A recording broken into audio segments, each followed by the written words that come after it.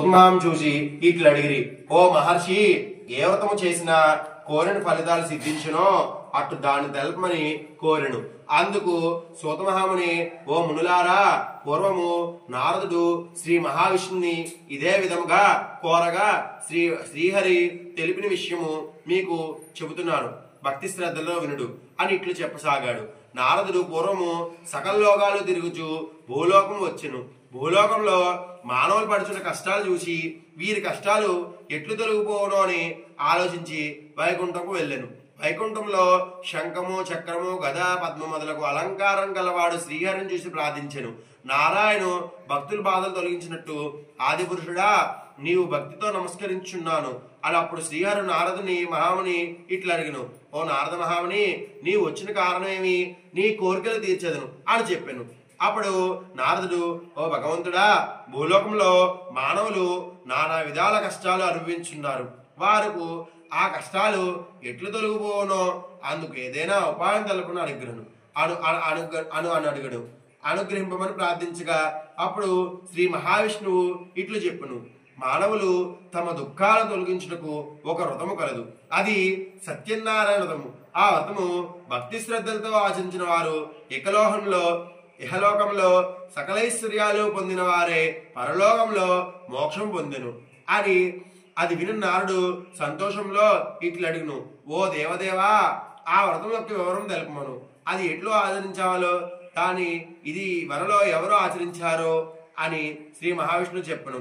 శ్రీ మహావిష్ణువు ఈ వ్రతము పౌర్ణమి తిథి అందు గాని, ఏకాదశి నాడు గాని, త్రయోదశి నాడు గాని బంధువర్గంతో కలిసి బంధుమిత్రులను ఆహ్వానించి సత్యనారాయణ స్వామి భక్తితో ఫలములు, నెయ్యి, పెరుగు, గోధుమ చెక్కునోకు తేను భగవంతుడికి సమర్పించుకుని పూజ ముగిసిన తర్వాత సత్యనారాయణ కథ చదువుకుని ప్రసాదం అందరికీ పంచవలను. ఈ విధంగా వ్రతము ఆచరించిన వారికి కోరిన కోరికలు సిద్ధించును. ఈ కలియుగంలో ఈ వ్రతం ద్వారా సర్వ పాపాలు హరించును. గోవింద గోవింద. ఒక చావల్పాకు ఇవ్వండి అమ్మా.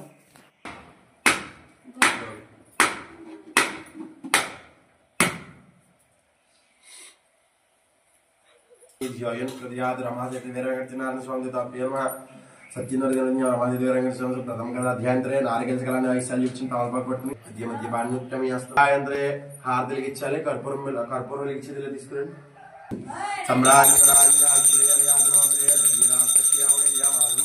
గోవింద గోవింద.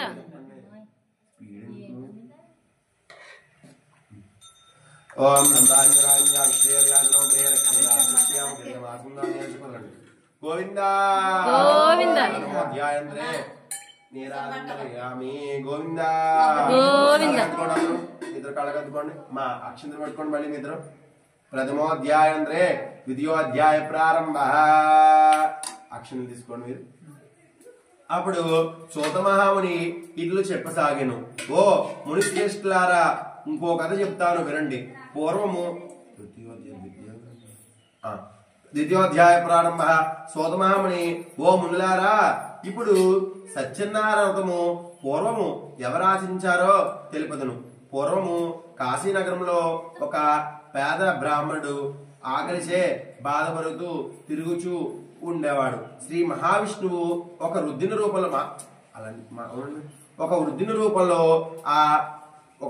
రూపంలో ఆ పేద బ్రాహ్మణుడు ఎదురుగా పోయి, ఓ బ్రాహ్మణోత్తమ, నీవు ఎందుకు ఈ విధంగా తిరుగుచున్నావు అని అడిగాను. అప్పుడు ఆ బ్రాహ్మణుడు, విప్రోత్తమ, నేను మిక్కిలి దరిద్రుణ్ణి భిక్షాటం చేయుచు జీవించున్నాను. ఈ కష్టాలన్నీ తొలగిపోవటకు ఏదైనా ఉపాయం తెలుపమని అడిగాను. అప్పుడు భగవంతుడు, ఓ బ్రాహ్మణుడా, శ్రీ సత్యనారాయణ స్వామి తమ భక్తుల్ని అన్ని వరములుగా ప్రసాదించి కృప కలిగించను. కష్టాలు తొలగించుటకు సత్యనారాయణ వ్రతం ఆచరించు అని తెలిపి అదృశ్యమైను.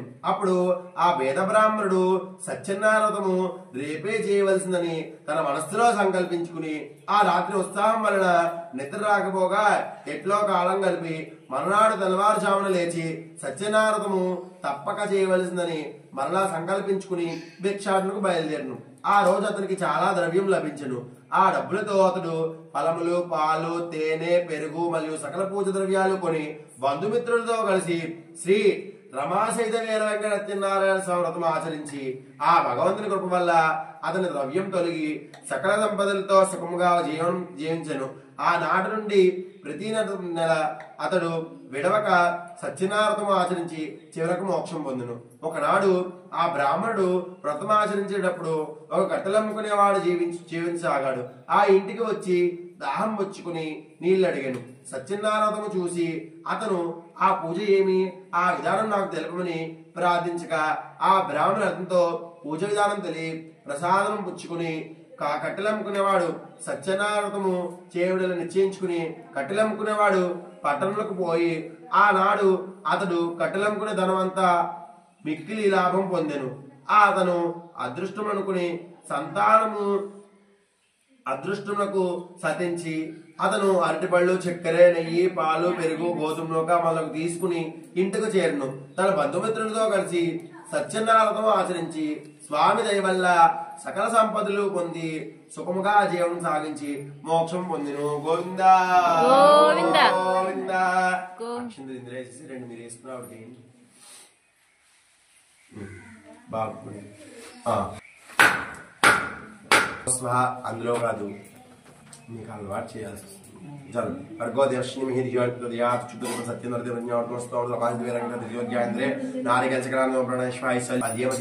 పాణినోప్యామి అమృతామి హస్తవృక్షాయామి పాదవృక్షాయామి శుద్ధాన్నోప్యామి మహాదులు ఇచ్చిన మళ్ళీ అప్పుడు సూతమహాముని ఇలా చెప్పెడగు, ఓ మునిశ్రేష్ఠులారా, ఇంకో కథ చెప్తాను నండి. పూర్వము ఉలుకుడనే రాజు కలడు. అతడు ఇంద్రియాల్ని జయించి సత్యవంతుడు. అతడు ప్రతిదినము దేవాలయకులు పోయి బ్రాహ్మణులకు విశేష దక్షిణలు ఇచ్చి సంతోషపెట్టును. అతను భార్య చాలా సౌందర్యవతి, మంచి గుణవతి కలదు. ఆ దంపతులు ఒకనాడు భద్రశీల నది తీరమున సత్యనారాయణ ఆచరించినప్పుడు సాధువు ఒక వైశ్యుని రూపంలో పడవ నింపుకుని వ్యాపారంకే ఆ మార్గంలో చేయుచున్న వ్రతము చూసి పడవను నిలిపి రాజు వద్దకు పోయి ఇట్లా అడిగను, ఓ రాజా, నీవు చేయుచున్న వ్రతం ఎవరు నాకు తెలియజేయమని దయతో నాకు చెప్పమని ఆ రాజు ఇట్లు చెప్పును. ఓ సాధువు, నాకు పిల్లలు లేరు. పుత్రులు పొందుటకై మేము శ్రీ సత్యనారాయణ వ్రతం చేయుచున్నాము. అప్పుడు ఆ వైశ్యుడు, ఓ రాజా, నాకు కూడా సంతానం లేదు కనుక నేను కూడా ఈ వ్రతము ఆచరించి సంతానం అయి అని పలికెను. అప్పుడు రాజు వ్రత విధానము అతనికి తెలిపెను. సాధువు తన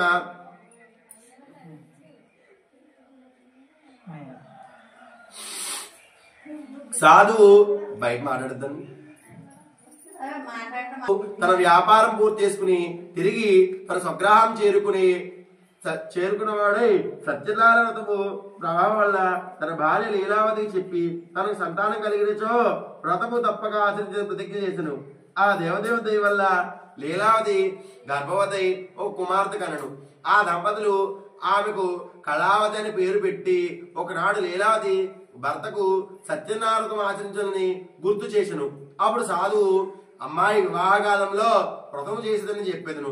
వ్యాపారంకే పోయిను. తర్వాత కొంతకాలంకు కళావతికి యుక్త వయసు రాగా ఒక సాధువు దూతను తగిన వరుణ్ణి తీసుకురమ్మని పంపెను.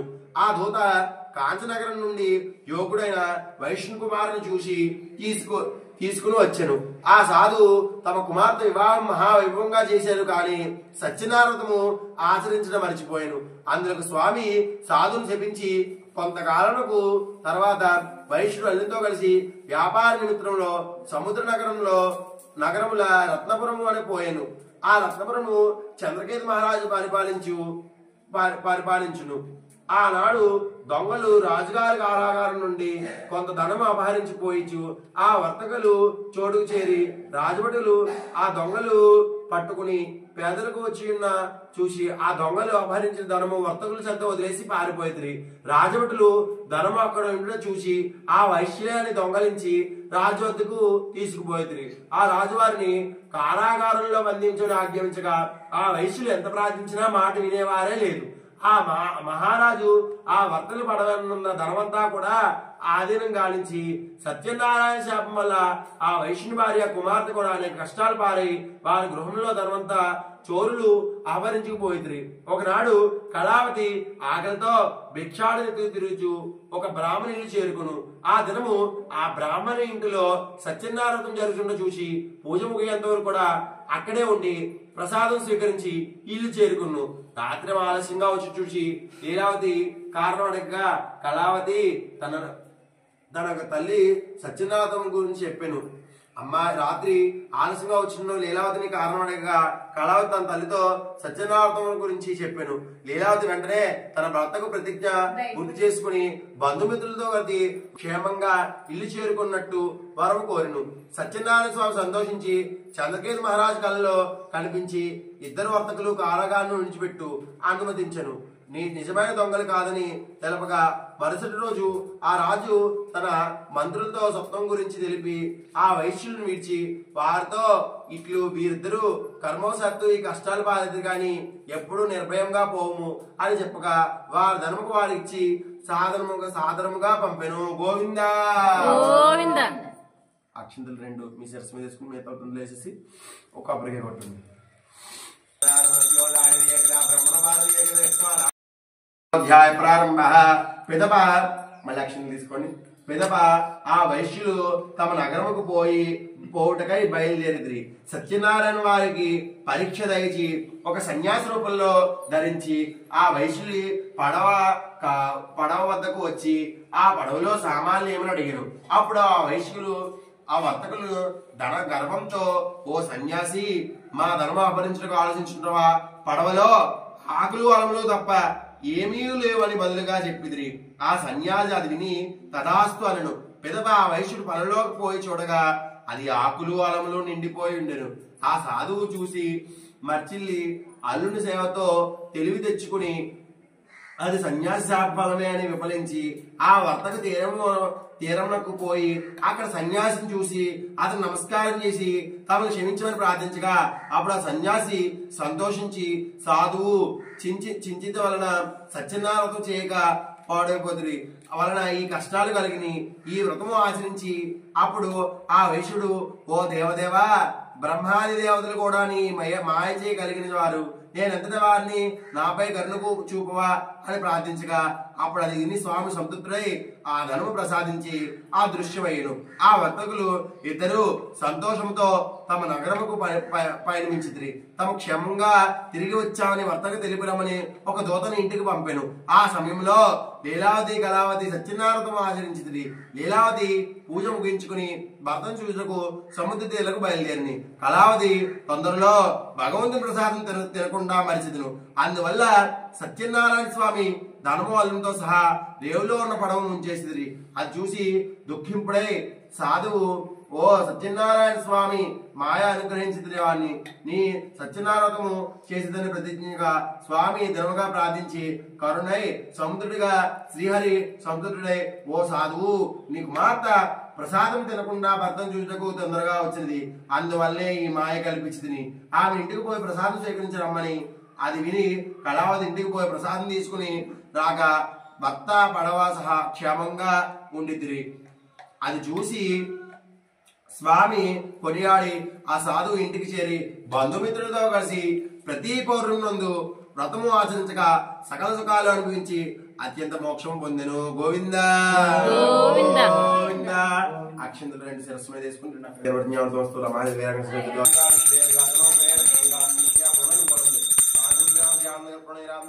గోవిందా గోవిందా. రమా సైత వీర వెంకటేశ్వర స్వామి గోవిందా. చెప్పండి ఇంకేంటమ్మా మళ్ళీ అక్షరం పట్టుకోండి. మళ్ళా ఇట్లా చెప్పేదగడు. పూర్వము తుంగత్రుడైన రాజు ఉండేవాడు.